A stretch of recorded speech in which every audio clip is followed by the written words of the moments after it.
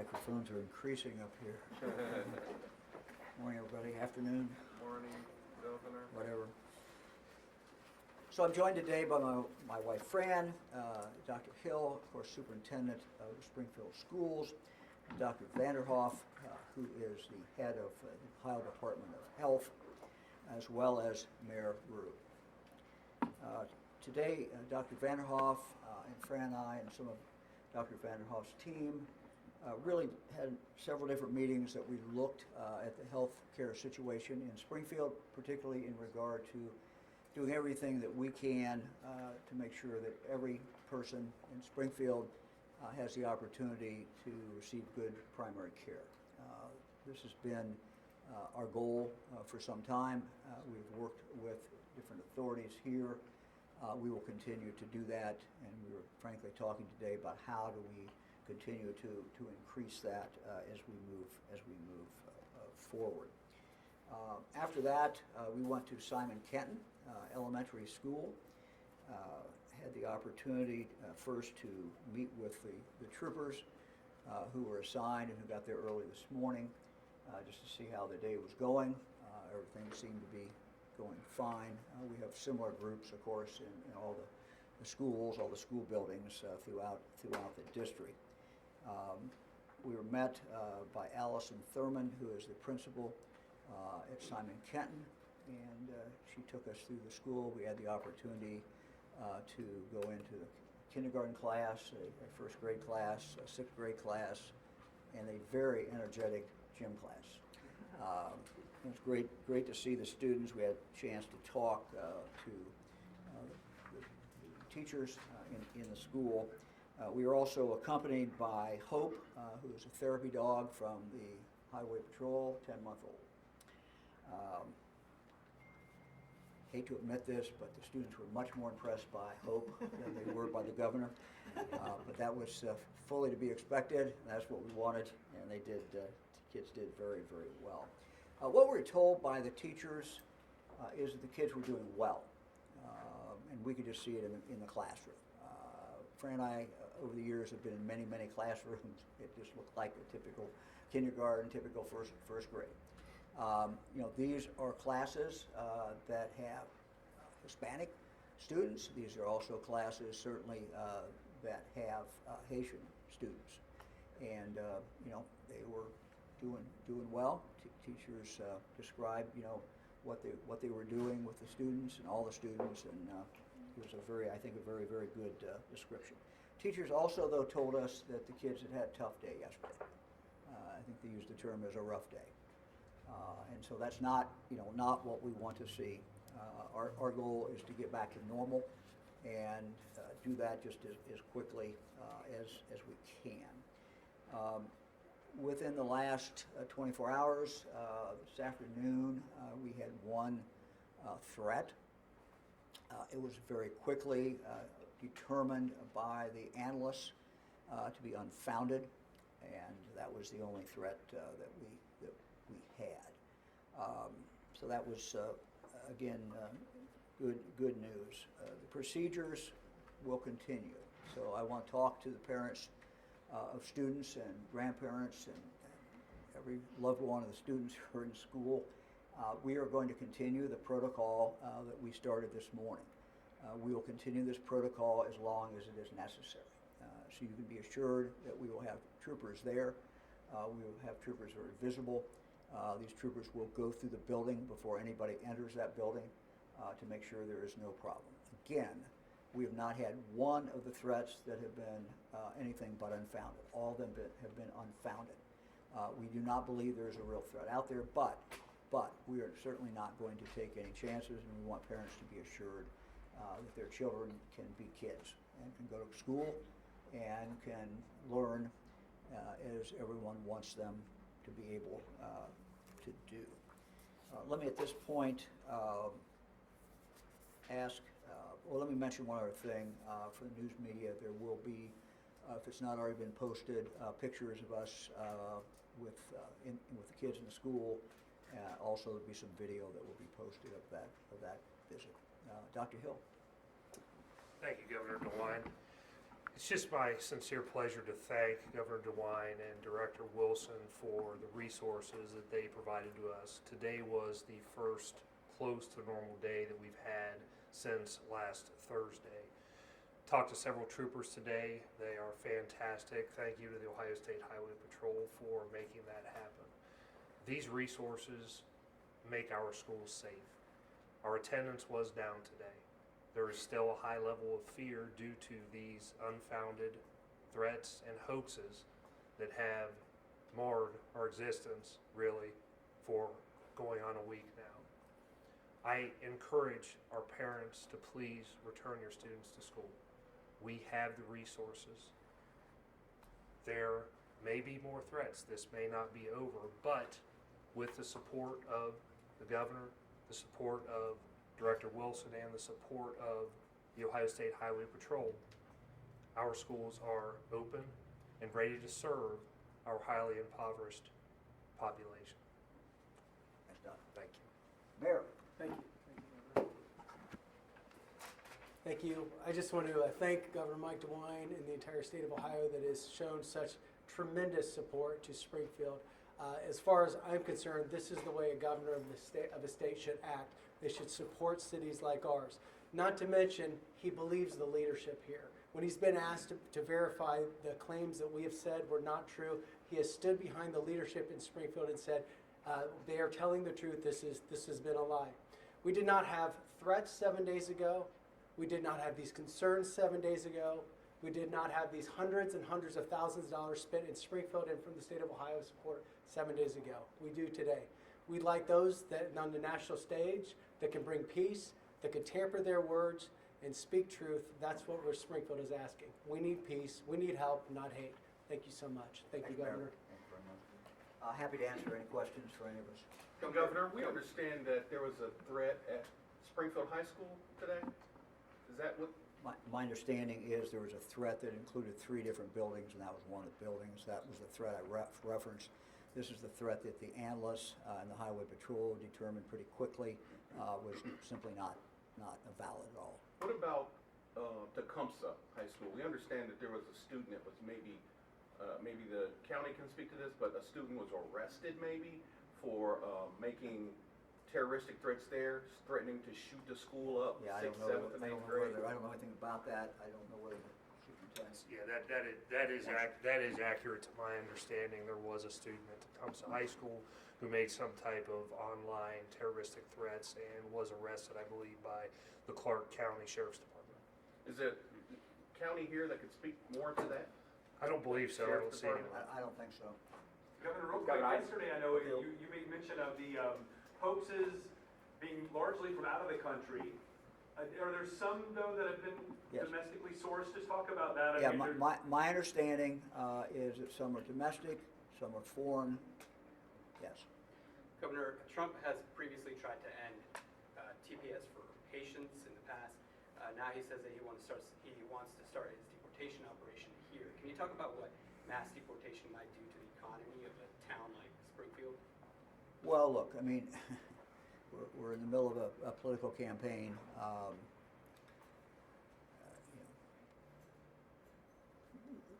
I can just tell you what the business people have told me. And as I think I told you all yesterday, Fran and I had over for breakfast a number of the business men and women in this area, so not all of them, but a number of them, who employ Haitians. And they all kind of told us the same story, that after the pandemic and things started moving forward, they simply did not have enough employees. They could not fill these slots. They started seeing that they could have Haitians do that, and they started doing that, and they started employing them. We had one person told me, I'm not even sure my business would be here, but for the Haitians. All the other employers said they were very hard workers. Yes, we have language problems initially. Yes, we may have some other cultural differences, but these individuals show up, and they're very valued employees, and they made a point to also tell me, look, we're paying them the same as we're paying anybody else who would fill that. Look, Springfield is on the move. I couldn't have said that 10 years ago. but we're seeing companies that are not only coming in and are here, but we continue to see companies that are looking at Springfield as a possibility. Now, the way that things work, you don't get them all. You know, they may be looking at 4 or 5 places, but they're looking at Springfield. And that is very, very important. I think that's a difference than it was a number of years ago. So we're seeing a real upturn in the economy. We're seeing companies that want to come in here. There's a good workforce in Clark County and Springfield. And the reality is that the Haitians who are here working are a part of that workforce. They're part of the people that are making it happen. The other thing that the employers told me is that when the Haitians go in and they work, I said, well, how are they accepted by other employees? And they said, look, they do a good job, and the other employees, you know, are fine with that. You know, my experience from when I was working at DeWine Seeds, and we had all kinds of different employees, there was only one thing that mattered when you were loading a boxcar, and that was the other guy holding his own up. You know, if somebody was shirking or wasn't working, everybody pointed them out to him. You know, hey, you got to get moving. And so that's kind of the way the workplace has been my experience. And what the employers that we talked to said, look, they're doing a very, very good job. Governor, can you talk about how much money's been spent over the last Okay, 7 days? We'll do you first, then we'll go there, okay? Last week, you committed $2.5 million to Clark County and the Springfield area to do a number of things to expand primary care services to everyone living in the area, and also to hire more translators and to increase driver's education, primarily for newcomers. Can you tell us, number one, has that money come to Springfield, to the Clark County area? How is it coming through, and has it actually funded into those 3 different initiatives? So first of all, you know, we saw some challenges, and everywhere we go, we need more translators. We got to hire more people. The good news is that I believe those people are here. We just got to get them employed. We have Haitians here who speak good English, and as well as obviously Creole, and so we have to find them, employ them, and get them into the different places and different locations that they are needed. The driver's training is something that Andy has been working on, and we continue to make some progress in regard to that. We know that this will cost some additional funds. Andy wants to come up here and say anything about that, that's great. In the meantime, as he's coming up, let me have Dr. Vanderhoff just quickly address kind of where we are. Understand, we wanted to make the commitment so that people could work against the commitment, and that they would know that we were serious about this and they were going to do it. So this is a process. Dr. Vanderhoff can maybe give you a quick snapshot of what this is. Yeah. Dr., can you give your first and last name? Sure, Bruce Vanderhoff, and I'm the director of the Ohio Department of Health.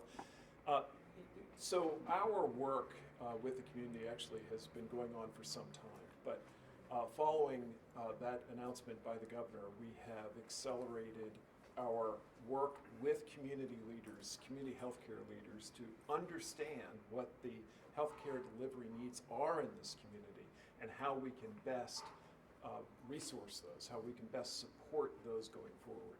And it's very clear that primary care is the main focus that we need to have. And so we have been working very actively, including today, hearing from leaders in public health and primary care about how we can best support them as they're working to care for the entire community.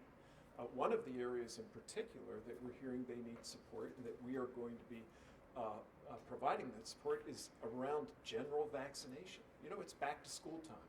It's that time of year where people are seeking to be vaccinated, and we're going to be providing them with additional resources so they can get that done in a timely way. What kind of we resources? got too long waiting lists, basically, is what it is. So what we're talking about doing is for the whole community, not just Haitians, not just for everybody. And you know, we have a healthcare system that is being pushed, frankly, because of the number of people, and we're gonna work on that. So, Andy, you want to quickly do the? I know some other ones got questions. The question, The question is, what progress have we made since we made the announcement, of $2.5 million, what we're gonna do. So you might outline exactly Okay. where we are and where we're going. In the driver's education space, we have met with local driving schools who actually have developed an adult Haitian Creole driving curriculum. And they want to push that out. We believe that they're going to start pushing that out here in October coming up. So the key is now we need to find leaders within the adult Haitian community to get people to come to those classes. Also to let us to take those classes into the businesses where we know our Haitian population works. Because the number one issue we have in the public safety space with the Haitians, it's not crime, it's not violence, it's the driving. That's the public safety issue. So what we want to do is we want to get driver's education to that population and incentivize them to take those classes.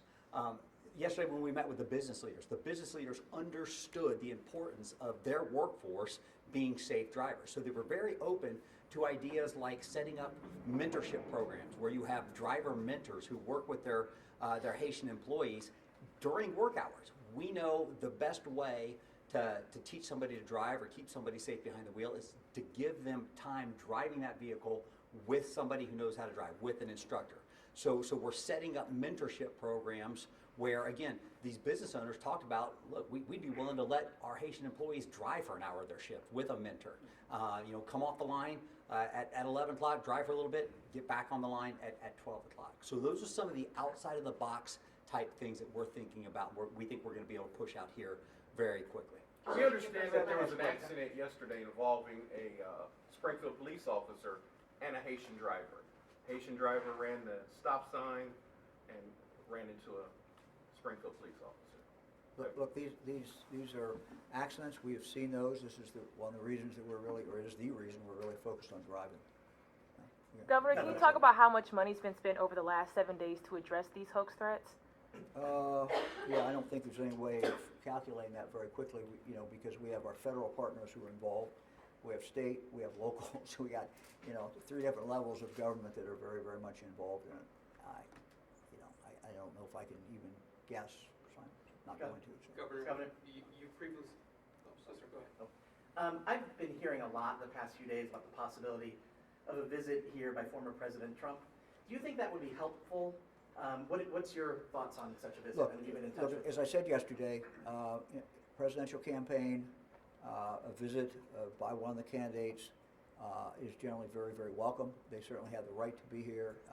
If any of the candidates come, they will be welcomed by the people of Springfield. I have to state the reality, though, that resources are really stretched here, and that's just fact. And we're really focused on keeping kids in school and doing these things, and just everybody is kind of stretched. But if President Trump makes that decision to come here, he will be welcome here. Mayor, would you have anything to add to that as personal leader of the city? I've answered this several times. If either one of the candidates wanted to come to Springfield, it would be very, very difficult to have them here. It would be an extreme strain on our resources. So it would be fine with me if they decided not to make that stop right now. Mayor, can you talk about the meeting you had yesterday afternoon with other area mayors who came to show support for Springfield, for the community, for residents, Sure. for yourself? Thank you. Springfield's a part of the Ohio Mayors Alliance as well as the U.S. Conference of Mayors. And we had mayors from, the mayor from Columbus, mayor from Cincinnati, Toledo, Akron, Athens, and Dayton, and former mayor from Dayton, as well as former Governor Bob Taft, all came to my business, and we had a roundtable of support and encouragement, and also offering resources and safety forces to most immediately, Columbus and Cincinnati both offered officers to come right into our area to help reinforce our staff. Any other support the mayors have committed to? That's much now, but ongoing, but the communication's open, and we're really grateful for that. Really grateful. Are any of those individuals concerned that these threats can trickle into their communities? Because Haitians don't just live in Springfield, Ohio, they live in other areas in our state. That concern wasn't brought up at the time. This is the governor's press conference, so. And Superintendent, how are Springfield schools going to handle the large number of students who don't speak English, and what kind of resources would you all need to support that? We've been handling that as best we can. The resources that the state provides and that the federal government provides from an educational funding perspective don't meet the need, but we have quickly placed programs in place. We have hired as many TESOL teachers as we have. We have some unique and innovative programs where we are training our own to be TESOL teachers to serve the students, partnerships with various universities. When you jump from 200 to approximately 1,200 in 2 years, it puts a strain on the system. But as everyone is aware, we're legally required to educate every student that walks through our doors, and we've done so and done so successfully, and we'll continue to do so with the resources that we have. Talking about the students, what's their psyche like right now with the last week and everything that's going on? Talking about the Haitian students, have you talked to them? I think it's all students at this point. It's all students and all staff. Events of this nature take an extreme emotional toll on adults as well as students. And from that perspective, we have had to take a step back and provide all the different resources that we have to address those social emotional needs, not only for the students, again, but for the staff. It's traumatic as an adult, it's traumatic as a child. How are your staff doing with Teachers. They're hanging in there, and we're going to do everything we can to support them and provide them with whatever additional resources that they might need to feel less anxious or to feel better supported in our classrooms. You mentioned a decrease in attendance today. Do you have specific data you can share with I us? do not have specific data. I got tied up in things at the end of the day and wasn't able to look at it. I can cite one elementary school was down 200 students out of 500, so we still had over 50% of the kids there. So I will take that as a win for today, and hopefully that increases to 75% tomorrow. Good. Anybody else? Governor, two quick questions. Has Senator J.D. Vance or anybody from the Trump campaign called to express their support in any way for the city of Springfield? And my second question for you is, you've spoken so much about how Haiti has a special place in your heart. Does it hurt to hear the leaders of your party denigrate this community that you love so much? Well, I hope I would have the same attitude, whether they're Haitian or whatever country they were from. Look, these are kids, and in school, we spent a good part of the day this afternoon, Fran and I did, as I said, in these schools, and looking at these kids. And look, these kids just they were happy. They want to be educated, and so we all have an obligation to educate these kids. So, I want the best for every kid in the state, whatever their background is, whoever their parents are. We want them to succeed. We want them to live up to their God-given potential. We have some amazing teachers. When you talk about the teachers, every teacher Fran and I talked to today was up. They were just the type teacher that you would want for your own child, your own grandchild. They're educating these kids, and they're educating them whether their initial language was Creole, or their initial language was Spanish, or whatever it was. And so I'm just very, very proud of those teachers and of Springfield State Schools and the people of Clark County. Governor, real quick, last one from me. Just on the investigation side about these hoax bomb threats, you indicated you have some indications, some are foreign, some are domestic. How do things go from this vantage point, or from this point moving forward, to try to figure out who actually placed the calls? Look, that's up to the experts in this. It's beyond my capability to intelligently answer it. Look, I can guarantee you that they will always try to find out who it is. They'll do everything they can. The bad guys are pretty smart, and the bad guys just, want to mess with us. The ones overseas, the ones domestic, you can come up with your own motives, but certainly the ones overseas just want to mess with the United States. What was the nature of the bomb threat to the State House yesterday? Was it related to what's going on in Springfield? Yes. And has the Trump campaign reached out to you to express their support in any way for the city of Springfield? I've not talked to President Trump, and I've not talked to Senator Vance. Governor, do you have any concerns about this now spreading to other communities in Ohio? And have you been speaking with other mayors in other cities? Well, we have, we have a Haitian population in several of our other cities, and it's much smaller than it is here in Springfield. We're in contact with mayors all the time. We've reached out to these mayors and told them that we're here to help them when they need help. So. And Governor, no word from the Trump campaign about a potential visit here then? No, I've received no word about that at all. But I'm not. Anybody else? In regards to the traffic situation, would bilingual signs help, or is it just a matter of they don't know the rules of the road? Look, I mean, I suppose bilingual signs might work, but it's a much more basic problem than that. It is knowing culturally what the norm is in the United States when we drive, and it's also an experience level. Fran, my experience in Haiti, it's just a different world as far as driving. First of all, many people do not have enough money to drive, and certainly not to own a car. So many people don't drive, number one. Second, those who do drive are used to driving in an environment where it's very, very different. And so it's part of what we have to do is help them learn to drive and to help them know what the norms are. Look, part of it is a problem of the law in the state of Ohio.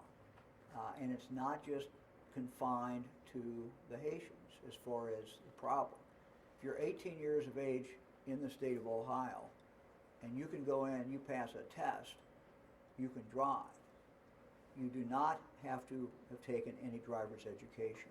Now, we don't accept that for 15-and-a-half-year-olds or 16 or 17-year-olds. When you get to be 18, you can walk in. So the other problem we're seeing is not just from Haitians. We're seeing 18-year-olds who've lived their entire life in the United States who walk in and can manage to pass a test, but have never had any experience driving before, no time behind the wheel, nor have they had any driver's education. That's a problem, and we have to change this, and it's something I'm going to be asking the legislature to do.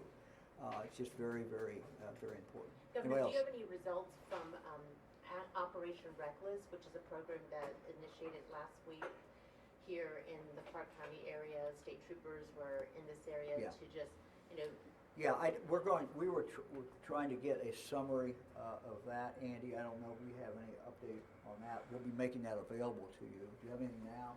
We can get the actual data for you as far as what they've done on the streets. Anecdotally, somebody was just telling me when I was walking up here that how much they appreciated the presence or the increased presence of the highway patrol. Presence matters a lot. I mean, look, no one wants to be writing tickets. What we want to be able to do is have the presence be the deterrent.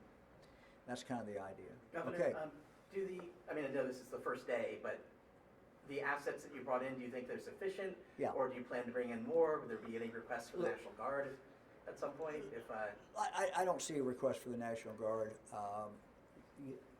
I think that they've been adequate so far. They've done well.